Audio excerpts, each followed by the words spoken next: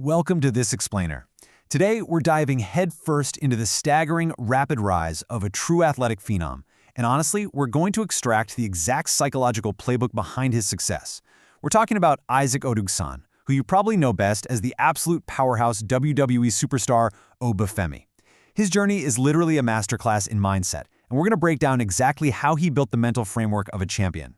I mean, think about it. How do you go from a kid living in Nigeria to a WWE champion in just 8 years? That's insane, right? Because achieving the absolute pinnacle of sports entertainment in less than a decade requires a whole lot more than just sheer physical talent or getting lucky. It requires a highly specific, totally adaptable mental framework. Just think about this timeline. In 2015, he's living in Nigeria. Next thing you know, he locks down a U.S. track scholarship, crushes a WWE tryout, and rockets all the way up to becoming NXT champion.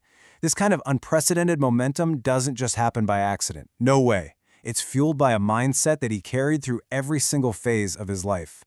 So here's how we're breaking it down today. We're deconstructing the 5 pillars of his success. First, from Nigeria to the ring. Second, the practice mindset. Third, reading the room. Fourth, the art of the villain. And finally, keep becoming more. Let's get right into it. Starting with pillar number 1, from Nigeria to the ring, exploring the cultural foundation of his discipline. Growing up in Nigeria, OBA FEMI experienced what you'd call a highly regimented, incredibly strict upbringing. It's pretty much a stark contrast to the Western concept of gentle parenting we see so much of today. In his environment, you literally had to ask permission just to play. Talk about rigid structure. But here's the thing. He recognized a massive hidden advantage here. When someone from that kind of ironclad structure enters a more flexible American system, they often completely thrive, because that intense discipline is already hardwired into them. And you know, this strictness wasn't just arbitrary or mean. It was absolutely born out of necessity. Living in a third-world country, facing poverty and real danger, his parents instilled this profound discipline because they were terrified of their kid becoming just another negative statistic. They desperately wanted more for him. And that foundational drive, that grind born out of struggle, that's exactly what pushed him to succeed at the highest levels when he finally got his shot. All right, moving on to section 2, the practice mindset and how he manages high-stakes pressure. I want you to really think about this massive jump in scale. Imagine performing for, say, 400 people at a training facility, and then suddenly walking out to 16,000 screaming fans at a major arena event like Stand and Deliver. For most athletes, that leap would be completely paralyzing. It's a whole different beast. But here is where it gets fascinating. He uses this brilliant mental hack he picked up from his college track and field coach back when he was throwing shot put. His coach basically told him, look, whether we're at our basic training facility or the massive SEC championships, the shot put ring is the exact same size. OBA took that exact same logic and applied it to the squared circle. The WWE ring doesn't magically physically change size just because there are thousands of extra eyeballs on it. So his ultimate mantra becomes, play like nothing is on the line. By just pretending that every single high-stakes arena is just another mundane Tuesday at the practice facility, he totally neutralizes his nerves. He completely takes that crushing pressure off his back and just lets his rigorous training take the wheel. It's a game changer. That brings us to section 3, reading the room and the incredible power of emotional intelligence. Now this part is super interesting.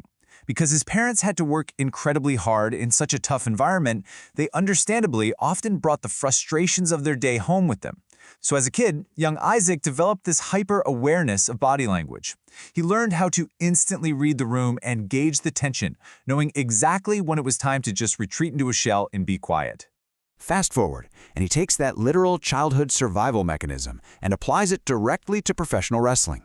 Wrestling, at its core, is a team sport. It's a people business. He figured out early on that if he's calling spots in the ring and his opponent is physically tense or nervous, the entire match is going to suffer. So he developed this literal 4-step playbook for de-escalating pressure. First, he reads his opponent's body language. Second, if they're tense, he cracks a joke. Seriously.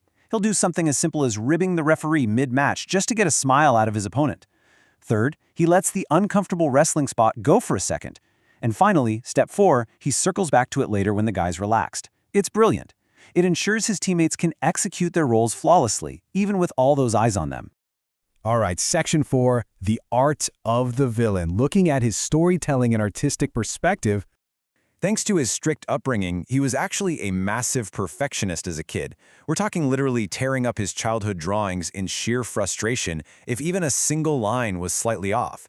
But as he matured as an artist, he learned that you have to pivot. You've got to accept that mistakes are just part of the art, right? Learning to let go of that paralyzing perfectionism and pivot the canvas is an absolute lifesaver when you're wrestling on live TV and a planned sequence starts breaking down in real time. And this artistic humility, it translates perfectly into his backstage relationship with management. Instead of throwing a fit, demanding to win every match, or needing the perfect finish, he checks his ego at the door. He studies the underlying logic of the booking by simply asking, why? When he's working with absolute legends like Shawn Michaels, he completely surrenders control. He views himself as just a willing tool, like a brush in the hands of a master painter, trusting them to guide the big picture of the storyline. This storytelling perspective explains exactly why he goes all in on playing the bad guy. He truly gets narrative structure. Like, he says, without the villain, there's no hero. There's literally nothing to overcome. He realizes that the villain is this essential, towering obstacle that gives the hero's journey its actual meaning and emotional weight for the audience. Without him, the story just doesn't work. And that leads us to our final pillar, Section 5, Keep Becoming More, and its ultimate evolution philosophy. He actively challenges one of those common cliches we hear all the time: just be yourself. OBA points out that, well, simply being yourself is totally fine if you're perfectly content staying exactly where you are in life. But comfort is kind of an illusion, isn't it? Because life and circumstances absolutely guarantee change. If you just stay exactly as you are, you're eventually going to get left behind. So what's his ultimate secret to success? It's simple. Keep becoming more. Think about the trajectory. From high school track in Nigeria, to landing a U.S. scholarship, to throwing in the SEC, acing a WWE tryout, and finally becoming a champion. The very second he hits a milestone, he immediately pushes the goalpost further down the field. He never ever settles. He demands constant, relentless evolution from himself. As we wrap up this explainer, I want you to take a hard look at your own life, your own career, and your own goals. Are you simply being yourself and leaning into that warm, fuzzy illusion of comfort? Or are you actively pushing the goalpost, managing the pressure, and evolving to become more?